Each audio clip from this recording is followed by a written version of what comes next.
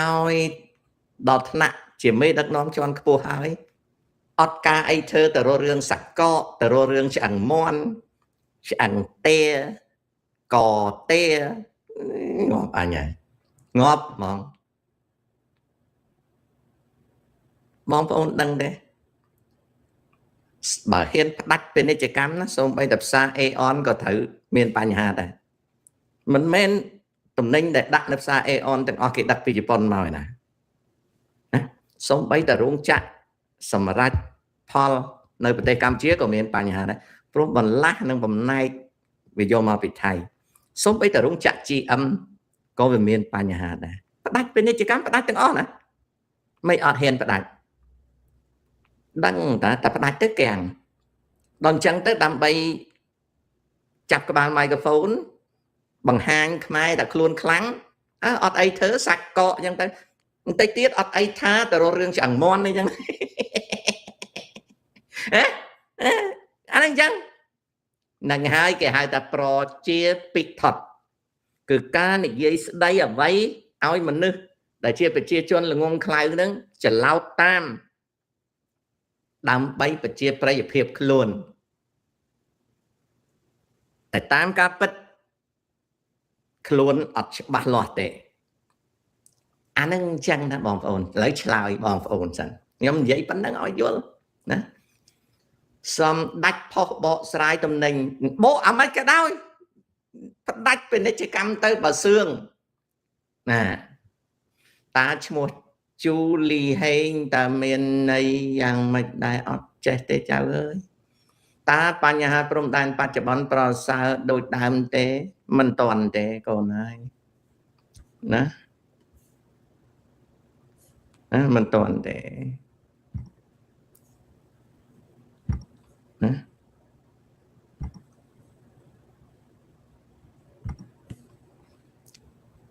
លោកតាចៅសំសួរ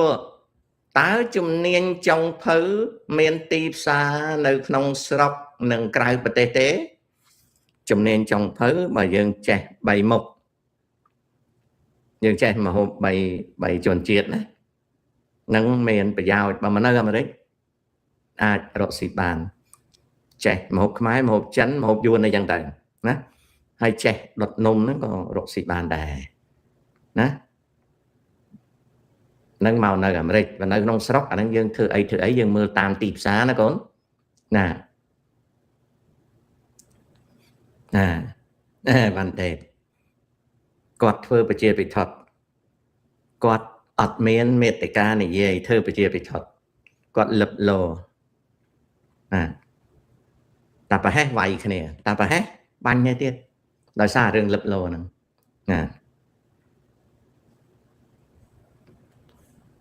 ណាឃើញហើយបានទិញប៉ុន្តែការថាអធិប្បាយនឹងពាន់ជើងទេណាហើយឥឡូវតម្លើងរហូតទៅដល់ថាអ្នកណាលក់តំណែងថៃឆ្លងដែនហ្នឹងគឺមើលងាយប្រទេសជាតិទៅទៀតវាស្រស់តែប៉ុណ្្នឹងបន្តិចទៀតណាមិនខុសពីខ្មែរក្រហមទេអ្នកជីកតពាំងខ្មាំងសេដ្ឋកិច្ចត្រូវយកទៅវាយចោលនៅសម័យខ្មែរក្រហមអ្នកលួចកូមដងស៊ីខ្មាំងសេដ្ឋកិច្ចអ្នកលួចតពាំងស៊ីខ្មាំងសេដ្ឋកិច្ចមនុស្សដូចខ្ញុំអីខ្មែរក្រហមគេត្រូវស្លាប់ចោលព្រោះខ្មាំងសេដ្ឋកិច្ចមូលហេតុអីខ្មាំងសេដ្ឋកិច្ចអត់អីស៊ីស្រូវផើមយកស្រូវចាញ់ផ្កាហ្នឹងមកទៅពេលហើយជក់លេបអាហ្នឹងបំផ្លាញសេដ្ឋកិច្ចខ្មែរក្រហមចាប់បានត្រូវសម្លាប់ចោលណាឃើញទេបន្តិចទៀតស្អីក៏មើលងាយជាតិឯងដែរណាតែបើសិនជាចង់ច្បាស់លាស់តលតែរូបផ្ទះហ៊ុនសែនដែលនៅហ្នឹងពីព្រោះតុបទូកៅអីអាគ្រឿងសំណង់ដែលគេសង់ផ្ទះហ៊ុនសែនហ្នឹងវាដឹកពីថៃមកមួយចំនួនតលតែរូបអាហ្នឹងចោលមេទ្វាមេអីហ្នឹងណាគ្រឿងសង្ហារឹមអីមួយចំនួនវាមកពីថៃ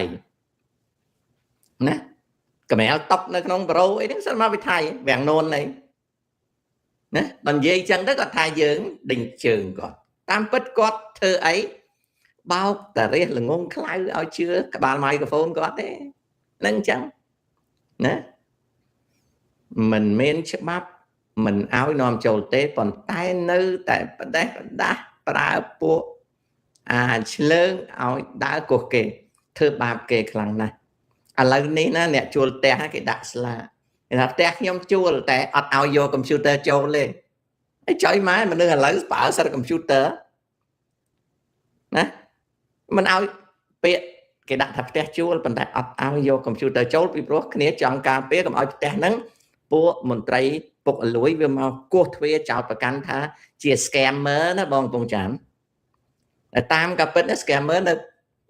ចាស់បាច់ទៅរក scammer ឯណានៅជ្រោយជីវ៉ាហ្នឹងអាគេនៅជ្រោយជីវ៉ាហ្នឹង scam នៅ operate សប្ថ្ងៃហ្នឹងអញ្ចឹងហើយបានជាពួកបរទេសគេនិយាយលេងគេថា scam អត់មាននៅណាទេនៅជុំវិញទៅហ៊ុនសែនហ្នឹងណាហើយបងប្អូនចំណាំមើលចុះនៅពេលដែលគេចាញ់សម្ដែងរឿងបង្ក្រាប scammer ហ្នឹងណាអ្នកខ្លះណាអ្នកខ្លះគ្នាគ្រាន់តែមានកុំព្យូទ័រកាត់តកុនណាកាត់តវីដេអូសម្រាប់ផុសណាទៅសម្លុតគ្នាចាញ់អាចចាញ់នោមថាគ្នានឹង scam ណាអាមួយនោះប្រាប់តពូអើយវាមកទេលុយខ្ញុំត្រង់វាថាខ្ញុំនឹង scam មានកុំព្យូទ័រ6ណាហើយគ្នាកាត់តវីដេអូដើម្បីធ្វើ content ណាសម្លុតគ្នាទេលុយគ្នាហើយអាមួយទៀតជាងជួសជុលកុំព្យូទ័រផងជួសជុលទូរស័ព្ទរករឿងយល់លុយគ្នាថាគ្នាហ្នឹងអីណា scammer អីចោតប្រកាន់គ្នាថាគ្នាលក់SIM ខ្មោចអីអត់មានភ័ស្តុតាងទេគ្រប់សម្ដីរបស់មេដឹកនាំคล้ายទៅជាឧបករណ៍ពុកអលួយរបស់មន្ត្រីតូចតាចដើរគក់គ្នាញ៉ៃអស់ណាគ្នាជួសជុលទូរស័ព្ទមានទូរស័ព្ទច្រើនសុំឆែកមើលទូរស័ព្ទមូលហេតុឆែកចង់ដឹងទូរស័ព្ទខ្មោចមានទូរស័ព្ទខ្មោចនេះចោតគ្នាឃើញទេដូចសម័យខ្មែរក្រហមអញ្ចឹងណាចង់សម្លាប់គេចោលស្អប់គេឃើញគេដើរកាត់ស្រែចាប់គេវាយហើយចោតគេថាគេលួចលើកទ្រូនៅបាត់ដំបងនៅអូតាគីគេចាក់អាមេភូមិប្រពេលអាមេភូមិអូតាកែវាស្អប់មេភូមិខ្សែលួសវាអានឹងឈ្មោះវាអាយឹមវាចាប់ក្មួយមេភូមិខ្សែលួសឃើញដើរនៅស្រែវាពាត់ចាប់វាវាយនឹងកម្មតេវាយឡើងនិយាយអត់រួចហើយវាថាលើកទ្រូរបស់ភូមិវាយកមកសម្លាប់ចោលនឹងកកូសម័យម៉ែក្រហមចឹងឥឡូវហ្នឹងអាមិនប៉ូលីសហ្នឹងវាអត់យកយើងទៅស្លាប់ចោលទេប៉ុន្តែវាច្បាច់កកយើងយកលុយឃើញទេបងប្អូនឃើញស្រុកខ្មែរឃើញពុះឃើញកំពុងតែកើតបញ្ហាអញ្ចឹងអាហ្នឹងមកពីអីមកពីនយោបាយរាជរដ្ឋាភិបាលអត់ច្បាស់លាស់នយោបាយរាជរដ្ឋាភិបាលអត់ច្បាស់លាស់មនុស្សរងគ្រោះអញ្ចឹងណា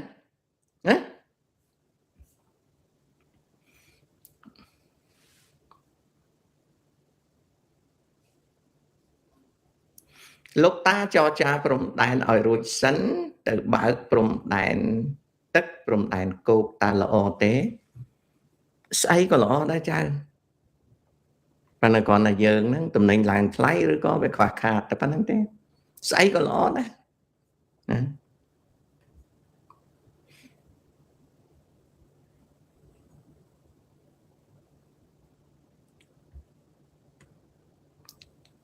ជា globalization យើងមិនអាចរស់តែឯងលើដែនដីទេត្រឹមត្រូវហើយ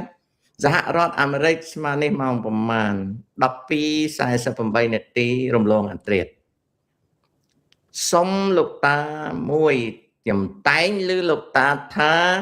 តាកើតជំងឺមហារីកតើតានិយាយលេងឬមែនបាច់ឆ្លើយទេបើចៅឯងមិនជឿទេមិនបាច់ជឿទេតាអត់ខឹងទេតាអត់ខឹងទេតាអត់ចាំបាច់ស្បត់ស្បែអីរឿងហ្នឹងទេណាចៅជឿមិនជឿឲ្យទៅសាច់ចៅឯងណាទុំស៊ីណែនទុំណេញតូចមិនសូវសំខាន់ទេតែក្រុមហ៊ុនជប៉ុនធំនិងអាមេរិកថាខ្ញុំក៏តែប្រាប់ប៉ុណ្ណេះកង់ឡានចាក់នៅជាក្រោមឲ្យយួនចៅសម្លាញ់វាអត់មានកម្ពុជាក្រោមទេកូននិយាយអញ្ចឹងបងប្អូននៅស្រុកយួនគាត់ខឹងវាអត់មានកម្ពុជាក្រោមទេឥឡូវកូនឯង ទៅបើកមើលប្រវត្តិសាស្ត្រទៅខែណាឆ្នាំណាមានឈ្មោះតាកម្ពុជាក្រោមទី1ខែណាឆ្នាំណាកើតកម្ពុជាក្រោមពាក្យថាកើតកម្ពុជាក្រោមហ្នឹងអ្នកណាអ្នកគ្រប់គ្រងកម្ពុជាក្រោមអភិបាលស្រុកអភិបាលខេត្តឈ្មោះអីហើយគេរៀបចំប្រព័ន្ធយ៉ាងម៉េចរដ្ឋបាលយ៉ាងម៉េចចំនួនប្រជាជនយ៉ាងម៉េចមានទេអាពាក្យថាកម្ពុជាក្រោមហ្នឹងបន្ទាប់មកទៀតកំណើតពាក្យកម្ពុជាក្រោមកើតដោយអ្នកណាកើតដោយសីហនុតើសីហនុមានដែលធ្វើស្ដេចកម្ពុជាក្រោមទេអត់ទេពាក្យថាកាត់ឲ្យយួនហ្នឹងកាត់កម្ពុជាក្រោមឲ្យយួនហ្នឹងឯកសារណាដែលបារាំងវាទទួលស្គាល់ថាកម្ពុជាក្រោមវាកាត់ឲ្យយួនណាឧទាហរណ៍ទៅវាផ្ទេឯករាជ្យភាពទៅឲ្យបើដែរមានទេមានអាកម្ពុជាក្រោមហ្នឹងទេពេលវាផ្ទេថាវាអត់មានទេមានកូសាំងស៊ីនអញ្ចឹងតើនៅក្នុងកូសាំងស៊ីនហ្នឹងកម្ពុជាក្រោមកើតពីកាលត្រង់ហ្នឹងជាប្រវត្តិសាស្ត្រដែលបងប្អូនខ្មែរក្រោមហ្នឹងគាត់អត់ហ៊ានទៅតវ៉ារដ្ឋាភិបាលបារាំងទេខ្ញុំធ្លាប់ស្គាល់ចៅក្រមខ្មែរម្នាក់ឈ្មោះឆាយហុកផេងនៅស្រុកប្រាំងមានកាលហ្នឹងបងលីឌៀតកសែតអង្គរបូរីបានតាក់ទងទៅលោកឆាយហុកផេងចង់ជួលលោកឆាយហុកផេងហ្នឹងឲ្យជួយកាន់ករណីប្តឹងទៅរដ្ឋាភិបាលបារាំងឲ្យជួយដឹងឮរឿងកម្ពុជាក្រោមប្តឹងអត់ចេញទេហើយថាច់ស៊ីថាអីថាទៅស្រុកបារាំងអីហ្នឹងក៏អត់មានទេហើយតំណាងសហព័ន្ធកម្ពុជាក្រោមនៅស្រុកបារាំងថាច់វៀនណាក៏អត់មានសហព័ន្ធកម្ពុជាក្រោមគេមានតំណាងគេនៅស្រុកបារាំងឥឡូវមិនដឹងអ្នកណាទេពីដើមថាច់វៀនក៏អត់ដែរណាហើយចំនួនសហព័ន្ធកម្ពុជាក្រោមដឹកនាំដោយថាច់តន្តរាក៏អត់ធ្វើអីចេញដែរដល់មកចំនួនសហព័ន្ធកម្ពុជាក្រោមដឹកនាំដោយថាច់ងប់ថាច់ក៏អត់ចេញដែរអញ្ចឹងចៅនិយាយថាមិនបានបារាំងកាត់កម្ពុជាក្រោមសួរសិនកម្ពុជាក្រោមកើតពេលណាណារចនាសម្ព័ន្ធយ៉ាងម៉េចណារចនាសម្ព័ន្ធយ៉ាងម៉េចណារចនាសម្ព័ន្ធយ៉ាងម៉េចឯកសារផ្លូវការយ៉ាងម៉េចដូចថ្ងៃមុនអាកឹមសុកយកសម្លេងអ្នកណាទេនិយាយមើលអាអ្នកនិយាយនោះមកចាញ់ឯកសារមកណាវាចាញ់ឯកសារមកអូខេខ្ញុំមិនចង់និយាយរឿងហ្នឹងមកពីអីមិនចង់ឲ្យបងប្អូនខ្មែរក្រោមគាត់ខឹងខ្ញុំខ្ជិលនិយាយណាតែសំណួរសួរយ៉ាងខ្លីអ្វីគឺកម្ពុជាក្រោមតាមលក្ខណៈផ្លូវច្បាប់មានទេបើមានអានឹងប្តឹងទៅប្រាំងទៅរយៈកាលកន្លងមកអស់លោកខ្មែរក្រោមតាំងពីចំនួនថាច់តន្តរារហូតដល់ថាច់សុំជានាយករដ្ឋមន្ត្រីរដ្ឋាភិបាលកម្ពុជាក្រោមនៅកាណាដាแล้วក៏ស្លាប់ហើយណាថាច់តន្តរាថាច់សុំមកលោកលីឌៀបនេះរហូតដល់ថាច់ងប់ថាច់អីរហូតដល់ឥឡូវនេះករណីនោះក្រដាសស្នាមនឹងវាយ៉ាងម៉េច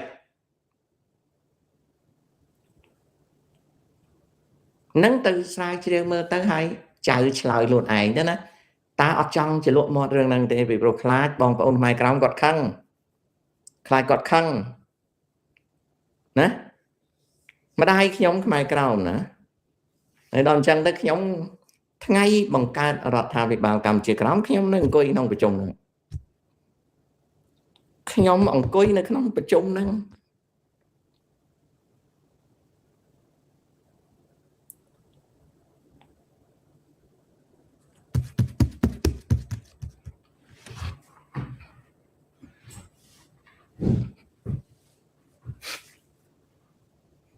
chẳng bà cháu mình sẽ bắt tê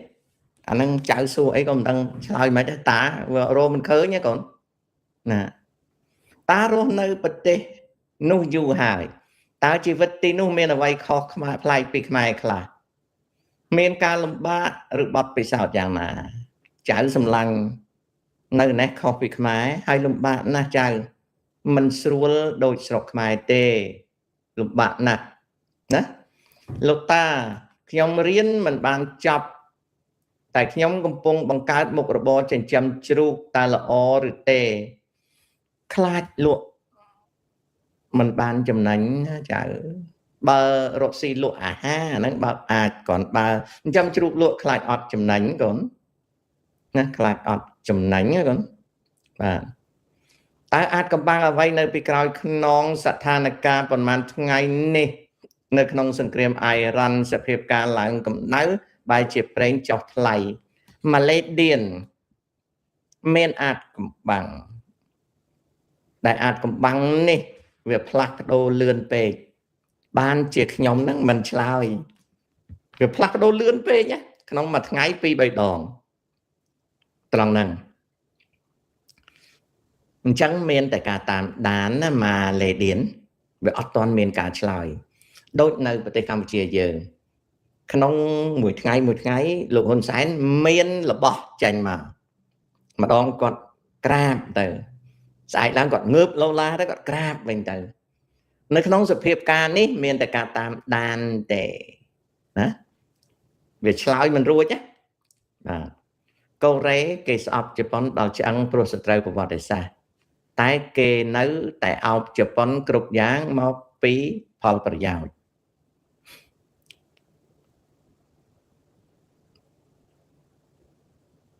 គេស្អប់ជប៉ុនក៏ប៉ុន្តែកូរ៉េជីវិតរបស់គេពាក់កណ្ដាលវាជប៉ុនទៅហើយតៃវ៉ាន់អត់ស្អប់ជប៉ុនទេតែជីវិតតៃវ៉ាន់ពាក់កណ្ដាលជាជប៉ុនទៅហើយណាយើងគួរណាស់រៀនមើលគេមើលឯងដើម្បីយើងរស់ដោយសេចក្តីសម្បូរសប្បាយថ្កុំថ្កើងអាហ្នឹងចឹង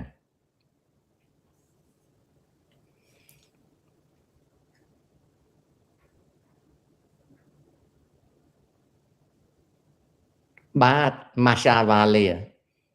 កុំចាំបាច់ឡូឡាបើហ៊ុនសែនគាត់សឿងគាត់ប្រកាសផ្ដាច់ពាណិជ្ជកម្មប្រទេសទាំងពីរទៅវៀងវ៉ាន់តេងឆាយហុកផេងស្លាប់ហើយខ្ញុំអត់ដឹងទេខ្ញុំជួបគាត់ម្ដងដូចជានៅឆ្នាំ2004ជួបគាត់ម្ដងណាលោកតាសឡុតសដឹងថាមានការសម្លាប់មនុស្សឬទេកូនអីមិនមែនសឡុតសមិនដឹងទេសឡុតសជាអ្នកបញ្ជាឲ្យសម្លាប់មនុស្សអញ្ចឹងចៅឯងគិតថាសឡុតសវាដឹងឬមិនដឹងបើវាបញ្ជាមានផុសតាងណា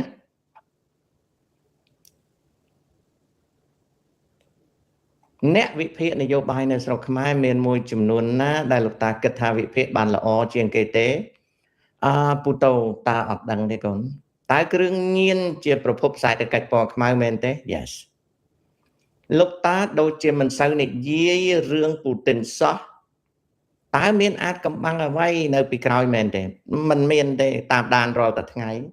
តែវាគ្មានតន់មានរឿងអីដែលលើកមកនិយាយបាន